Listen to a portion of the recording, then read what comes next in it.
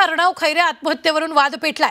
अर्णव खैरे या मराठी तरुण आत्महत्येवरून मराठी वाद पेटलेला आहे। भाजपने ठाकरेंविरोधात उद्या आंदोलनाची हाक दिली आहे। उद्या बाळासाहेब स्मृतीस्थळावर भाजप सद्बुद्धी द्या असं प्रार्थना आंदोलन करणार आहे। समाजामध्ये भाषावाद आणि प्रांतवाद शिवसेना उद्धव बाळासाहेब ठाकरे पक्ष आणि मनसेकडून पसरवला जात असल्याचा भाजपने आरोप केला।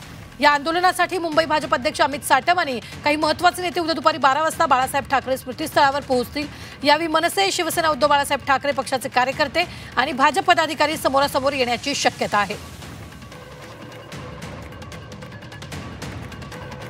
तर मोठी बातमी आपण आत्ताच्या क्षणाची पाहतोय ती म्हणजे उद्या बाळासाहेब स्मृतीस्थळावर भाजपाचं आंदोलन होणार आहे। मराठी तरुण आत्महत्येवरून मराठी अमराठी वाद पेटला। अर्णव खैरे आत्महत्येवरून हा वाद पेटलेला आहे।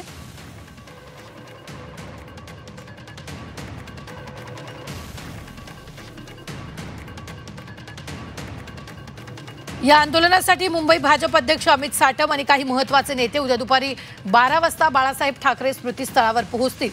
यावेळी मनसे, शिवसेना उद्धव बाळासाहेब ठाकरे पक्षाचे कार्यकर्ते आणि भाजप पदाधिकारी समोरासमोर येण्याचीही शक्यता वर्तवली जाते। या संदर्भात ताजे अपडेट देत आहेत आपले प्रतिनिधी ओम देशमुख।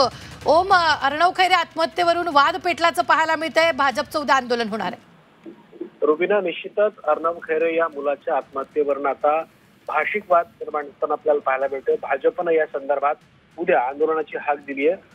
बाळासाहेब ठाकरे शिवसेना प्रमुख जे आहेत त्यांच्या स्मृतीस्थळावर जाऊन भाजपकडनं सद्बुद्धी द्यावी अशा प्रकारच्या प्रार्थना आंदोलनाची हाक देण्यात आली आहे।